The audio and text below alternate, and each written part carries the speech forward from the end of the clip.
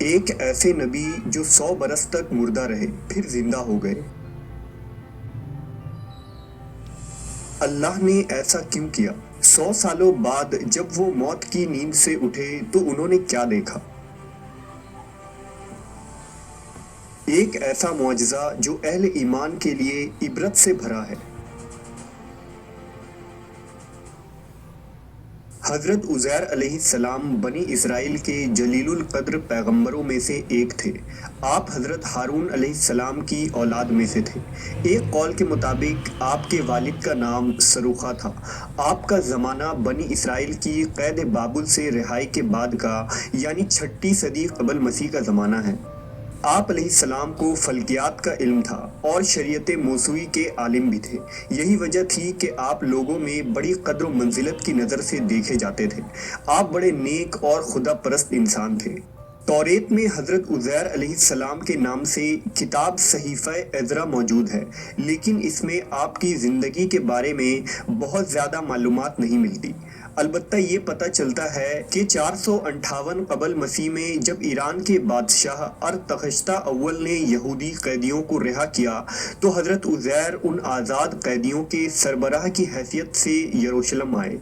یروشلم پہنچ کر آپ نے ہیکل سلیمانی میں باقاعدہ عبادت کی ترویج کی اور دیگر مذہبی رسومات کو پھر سے نافذ کیا اور یروشلم شہر میں بہت سارے تعمیری کام کروائے۔ اس کام میں شہنشاہ ایران دارا نے آپ کی بہت مدد کی۔ اس زمانے میں توریت کا کوئی حافظ زندہ نہ تھا اور نہ ہی توریت کا کوئی نسخہ موجود تھا، لہٰذا حضرت عزیر علیہ السلام کو فکر لاحق ہوئی کہ اب اللہ کے کلام کو عام لوگوں تک کیسے پہنچایا جائے۔ انہوں نے اسرائیلیوں کو جمع کیا۔ چونکہ آپ نے بچپن ہی میں توریت حفظ کر لی تھی لہٰذا اسے ان سب کے سامنے پڑھ کر تحریر کروایا۔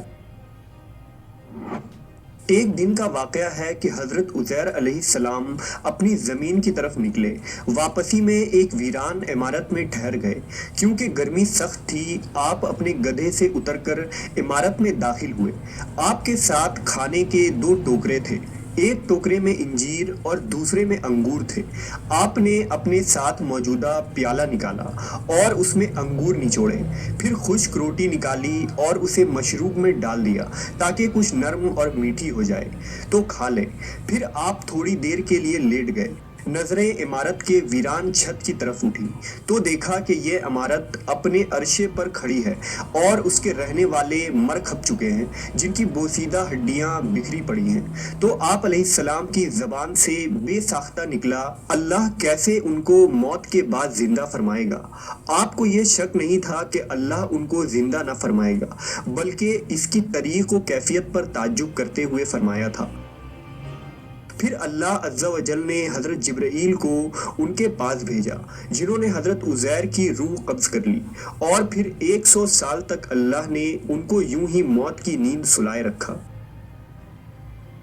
اس دوران بنی اسرائیل میں بہت سے واقعات و حادثات رونما ہوئے اور بیت المقدس پھر آباد ہو کر پر رونق شہر بن گیا۔ پھر اللہ تعالیٰ نے آپ علیہ السلام میں روح پھونک دی، آپ زندہ ہو کر بیٹھ گئے۔ تو فرشتوں نے پوچھا، آپ یہاں کتنی مدت رہے؟ جواب دیا، 1 دن یا 1 دن کا کچھ حصہ۔ دراصل آپ دن کے شروع میں آرام فرمائے ہوئے تھے اور اس وقت غروب آفتاب کا وقت تھا۔ فرشتے نے کہا، نہیں، بلکہ آپ 100 برس تک اسی حالت میں رہے ہیں۔ آپ اپنے کھانے پانی کو دیکھیے جو بدلا تک نہیں۔ جب حضرت عزیر نے اپنے کھانے کی طرف نظر ڈالی تو انگور کا شیرہ اور خشک روٹی اپنی اسی حالت میں تھی۔ پھر آپ کے دل میں بتائی گئی مدت کے بارے میں انکار کا خیال پیدا ہوا تو فرشتے نے کہا، آپ میری بتائی ہوئی مدت کو بعید اور غلط سمجھ رہے ہیں، تو پھر ذرا اپنے گدھے کی طرف تو دیکھیے۔ جب حضرت عزیر نے گدھے کی طرف دیکھا تو حیران رہ گئے، کیونکہ اس کی ہڈیاں گل سڑ کر بوسیدہ ہو چکی تھی۔ فرشتے نے ہڈیوں کو حکم دیا تو ہڈیاں ہر طرف سے اکٹھی ہو کر ایک جگہ جمع ہو گئیں اور پھر جڑ کر ڈھانچہ بن گیا۔ حضرت عزیر حیران ہو کر اللہ کی قدرت کا نظارہ دیکھ رہے تھے۔ پھر اس ڈھانچے پر رگیں چڑھیں، پٹھے بنے، گوشت چڑھا اور پھر ان پر کھال اور بال آ گئے۔ پھر فرشتے نے اس میں پھونک ماری تو گدھا آسمان کی طرف اپنا سر اور کان اٹھائے آوازیں نکالتا کھڑا ہو گیا۔ جب حضرت عزیر نے قدرت الہی کی یہ نشانیاں دیکھیں تو بول اٹھے کہ میں یقین کرتا ہوں کہ اللہ ہر چیز پر قادر ہے۔ حضرت عزیر علیہ السلام اپنے گدھے پر سوار ہو کر اپنے محلے میں تشریف لائے تو لوگوں نے آپ کو نہیں پہچانا۔ آپ اپنا گھر بھی بھول چکے تھے۔ ڈھونڈتے ڈھونڈتے اپنے گھر پہنچے تو وہاں ایک نابینا اور اپاہج بڑھیا کو بیٹھے پایا جس کی عمر تقریباً 120 سال تھی۔ وہ وہاں کے رہائشوں کی والدہ تھی۔ جس وقت آپ گھر سے نکلے تھے اس وقت وہ 20 سال کی جوان لڑکی تھی اور آپ سے خوب اچھی طرح واقف تھی۔ حضرت عزیر نے اس بڑھیا سے پوچھا، کیا یہ عزیر کا گھر ہے؟ تو بڑھیا نے حیران ہو کر کہا، جی ہاں۔ پھر بڑھیا کی آنکھوں سے آنسو جاری ہو گئے اور بولی، میں نے ایک عرصے سے کسی کے منہ سے عزیر کا ذکر نہیں سنا، اب تو لوگ بھی ان کو بھول چکے ہیں۔ اس پر حضرت عزیر نے فرمایا، میں ہی عزیر ہوں۔ اللہ نے مجھے 100 سال تک موت کی نیند سلا دیا تھا اور مجھے اب اٹھایا ہے۔ بڑھیا نے کہا، سبحان اللہ، بے شک عزیر کو ہم سے بچھڑے 100 سال ہو چکے ہیں اور کسی سے ان کے متعلق ہم نے کچھ سنا بھی نہیں، لیکن آپ کیسے عزیر ہو سکتے ہیں؟ عزیر تو مستجاب الدعوات تھے۔ وہ جس مریض یا مصیبت زدہ کے لیے دعا کرتے وہ فوراً ٹھیک ہو جاتا تھا۔ لہٰذا آپ دعا کریں کہ اللہ مجھے بصارت لوٹا دے تو میں آپ کو دیکھ کر بتاؤں گی کہ آپ عزیر ہیں یا نہیں۔ حضرت عزیر نے دعا کی اور اپنے دست مبارک کو ان کی آنکھوں پر پھیرا تو اس کی بصارت بحال ہو گئی۔ بڑھیا نے آپ کو دیکھا تو پکار اٹھی، میں گواہی دیتی ہوں کہ آپ ہی عزیر ہیں۔ پھر وہ بڑھیا ان کو لے کر بنی اسرائیل کے محلے میں ان کے عزیزوں کے گھر پہنچی۔ وہاں حضرت عزیر کا ایک بیٹا بھی موجود تھا جس کی عمر 118 سال تھی، جبکہ ان کے پوتے بھی قبیلے کے بڑے بزرگ اور سردار تھے۔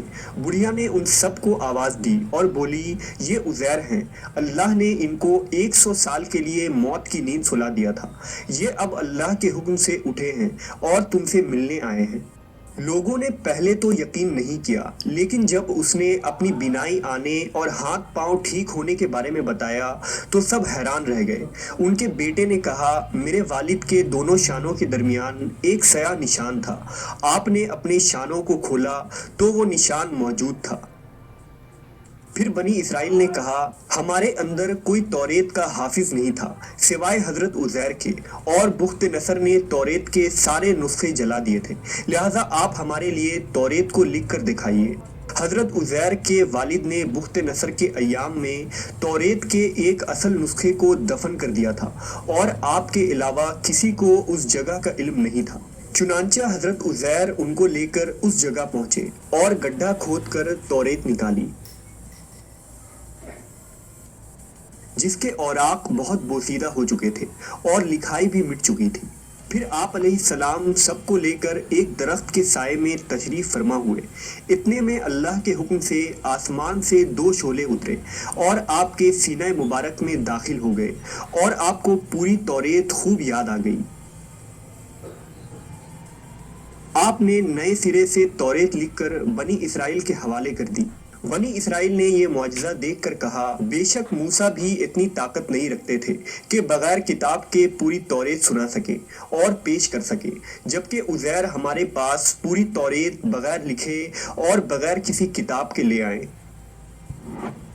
وقت کے ساتھ ساتھ بنی اسرائیل کی حضرت عزیر سے محبت و عقیدت غلو اور گمراہی میں بدل گئی، یہاں تک کہ بنی اسرائیل نے حضرت عزیر علیہ السلام کو اللہ کا بیٹا کہنا شروع کر دیا، جس کی نفی اللہ نے قرآن مجید میں یوں کیا ہے، اور یہود کہتے ہیں کہ عزیر اللہ کے بیٹے ہیں اور عیسائی کہتے ہیں کہ مسیح اللہ کے بیٹے ہیں۔ یہ ان کی منہ کی باتیں ہیں، پہلے کافر بھی اس طرح کی باتیں کیا کرتے تھے، اللہ انہیں ہلاک کرے، یہ کہاں بھٹکتے پھرتے ہیں۔ بے شک اللہ عز و جل ہر چیز پر قادر ہے۔ جس طرح اللہ نے 100 سال بعد نہ صرف حضرت عزیر کو دوبارہ اٹھایا بلکہ آپ کے گدھے کو بھی زندہ کیا، اسی طرح بروز قیامت اللہ تعالیٰ سب لوگوں کو حساب و کتاب کے لیے زندہ فرمائے گا۔